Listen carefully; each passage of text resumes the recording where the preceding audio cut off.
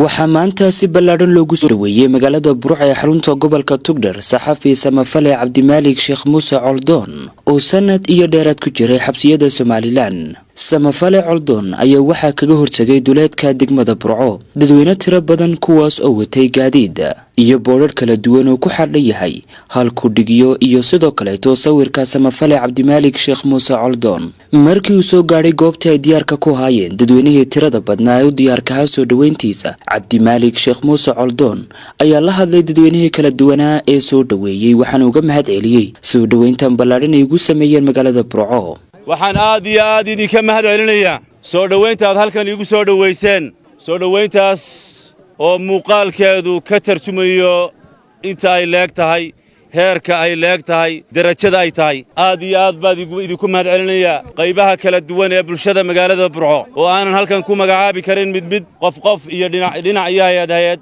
dadkii reer Burco ayaa halkan igu soo dhaweynaya. waad mahadsantihiin dhammaantiin, waad mahadsantihiin.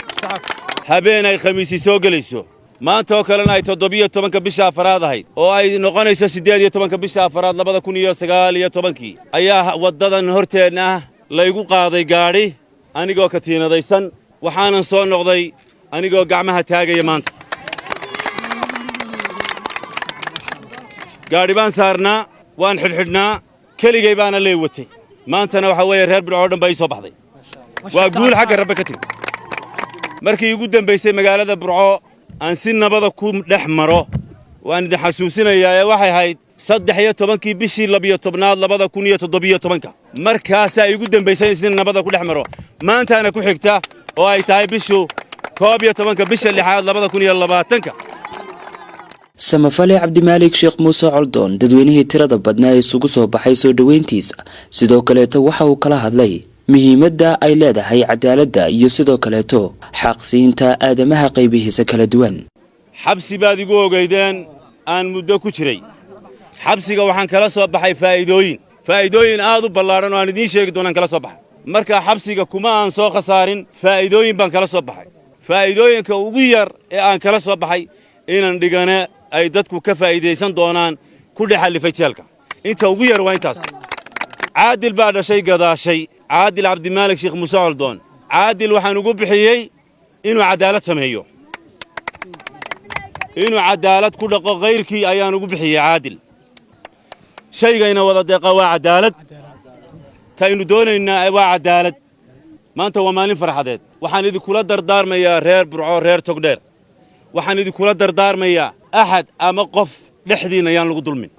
haddii qofka aynu ogolaanno in dhexdeenna lagu dulmo berri ka maalin aday ku imanaysa. aynu garab isi siino, aynu dhammaanteen aynu xaqa garab siino. qofka iyo qabiilkiisa iyo midabkiisa iyo cidduu yahay ha u eegine u eeg qofkan xaq ma ku taagaya mise kuma taagna, qofkan ma la dulmay mise lama dulmin.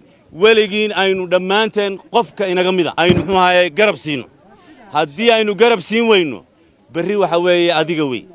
waxaad halkan ku jooga sidaad u soo baxdeen. waxaad tihiin dadkii intii aan xidhnaa garabka isiinayay, mid duceeya, mid wax qora, mid si uun igu heliya. aanan ogeyn ilaahay baa og. ilaahay khayraad ku abaalmariyo. sidoo kale Cabdimaalik Muuse Coldoon oo sii wata hadalkii uu jeedinayay dadweynihii soo dhaweynayay ayaa waxa uu tilmaamay in waqti xadirkani uu furay bog cusub, taas oo aan macnaheedu aanu ka dhignayn buu yidhi in laga aamusayo xaqa. wixii igu dhacay u qaadi maayo cidna, kula xisaabtami maayo. sidana laygu sameeyay oo waan kugula xisaabtamayaa, ama colaad baan kugu samaynayaa, ama waxa weeye waan kaa argoosanayaa. waxa weeye bogga waan xidhay, waxaanan furay bog cusub. micnaheedu waxa weeye aamusi mayno, ka aamusi mayno xaqa, ka aamusi mayno weligay, ka aamusi mayno xaqii, ka aamusi mayno. se waxa weeye micnihii wixii dhacay ku xisaabtami mayno. sidii nebi yuusuf calayhi salaam aanu walaaladii ugula xisaabtamin ayaan aniguna go'aansaday inaanan ugula xisaabtamin. dadku waa walaaladay. ugu dambeyn dadweynihii tirada badnaa iyo gaadiidkii isugu soo baxay soo dhaweynta samafale Cabdimaalik Sheekh Muuse Coldoon ayaa waxay u soo galbiyeen gudaha magaalada Burco waxaana lagu soo wareejiyay jidadka magaalada Burco iyadoona ugu dambeyntii la geeyay xarunta xafiiska ololaha kaalme kuwan ee Cabdimaalik Muuse Coldoon oo ka howlgalo. waa Khalid Bakeele, wararka fogaana ragga xorta Star TV Burco.